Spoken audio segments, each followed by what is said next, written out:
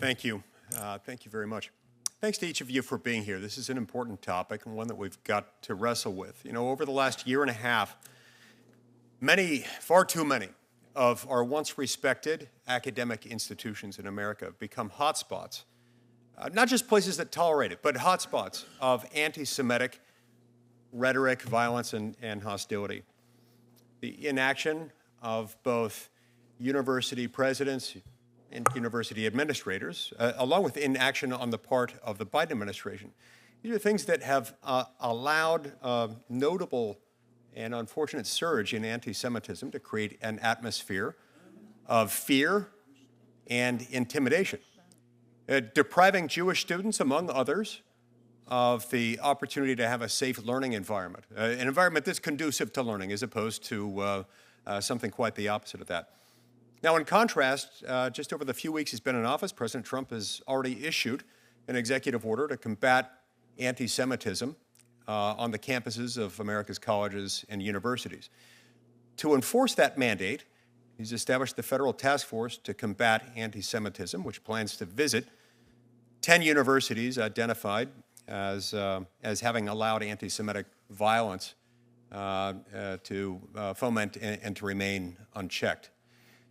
Now, moments ago, we heard from one of my Democratic colleagues a suggestion that what has allowed this to happen is not, in fact, the fact that the U.S. government has literally funded Hamas, literally given money that has gone to Hamas, literally funded what Ms. Nomami was referring to, my term, not hers, the anti-Semitic industrial complex. Instead, it's a desire to withdraw some funding from the Office of Civil Rights within the U.S. Department of Education. Let me ask the question.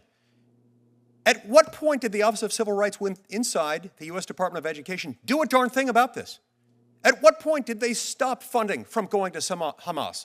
At what point did they call for a halt to U.S. government funding of the anti-Semitism industrial complex? They didn't, they can't. He's talking about the wrong enemy. The enemy is before us. It's found in university colleges and administrations and in the prior administration for not doing anything at all about this. Ms. Kohab, with President Trump's administration prioritizing and escalating efforts to eradicate anti-Semitism on our college and university campuses in America, have you noticed any universities making reforms in response to that? Not specifically, but I do understand from what I speak to students, which, by the way, I speak to students almost daily, students who are on campuses not only on the East Coast, but on the West Coast, in the South, and up North. And for the most part, they say that universities, for the first time, are seeming to take anti-Semitism seriously. They're no longer bending knees. What you saw at Columbia and at Barnard was a tragedy. This happened a week ago when students took over a building again. I mean, there's actually a video of the dean asking for permission from the protesters to use the restroom. We can't see that anymore. We can't see that at all. At the same time, I do want to say that it seems that the new administration, because they're putting teeth finally behind the Civil Rights Acts that we've been begging to be enforced, administrations are finally making a difference. Take, for example, NYU, which last year I filed my case against them in 2019, and then there was another case filed against them in 2023. They've changed their policies to have an anti-Zionism section that straight up says that you cannot use Zionism as a litmus test to let students in or out of spaces. You cannot ask students whether or not they're Zionists. You cannot have Zionist-free spaces. That's a huge step forward. I really think that administrations have started realizing that they were privileging activism over academics to the detriment of not only their Jewish population, but to any student who might think differently. Often using contrived, supposed, but really false inadequacies in the law as a justification for it.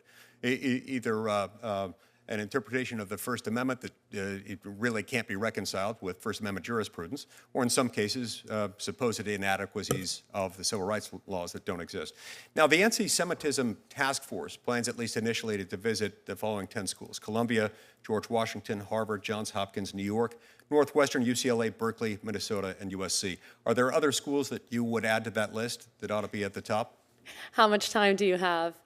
I do think that every single Ivy League school is to blame. I think that there's some schools that can be studied. So, for example, there are studies like in Florida or schools in Georgia that immediately shut down the encampments. Even, for example, at Princeton, they put out a statement after the encampments at NYU and Columbia where they said any student who attempts to encamp will be suspended and possibly removed from the university. They had 3 students try to encamp, and it was shut down immediately. I think if I'm thinking of other hotspots, was Berkeley on your list? Stanford? It was not. So I'm sure there are lots of others that could be mentioned. Maybe we can cover those in a subsequent meeting. Ms. Nomami, what tools does the U.S. Department of Justice have at its disposal to go after those suspected of committing hate crimes against Jewish Americans? Well, we have to prosecute. And to your earlier point, what has happened is that this anti-Israel industrial complex, as you very eloquently put it, has created franchises at these various universities that have taken money from these malign foreign influence actors. I would add Georgetown University to your list, where I taught journalism, George Mason University, UC Berkeley.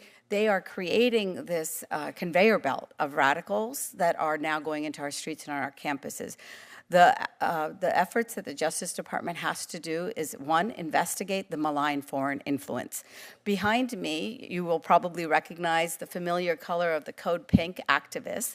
And what is unspoken oftentimes is the fact that a man by the name of Neville Roy Singham has helped to fund this Chinese propaganda against America, using Israel, for example, and Jews as now a Trojan horse to have this kind of hate. We have to stop those malign foreign actors. The signs that I've shown you include this lovely manifesto from the America's Communist generation, the American Communist Party. So these are malign foreign actors that are in the United States of America, and they want to overthrow our system as we know it. And to me, that is the most serious way that we can try to dismantle their network. Marxism and anti-Semitism make a wicked combination. They tend to go together. Yeah. Senator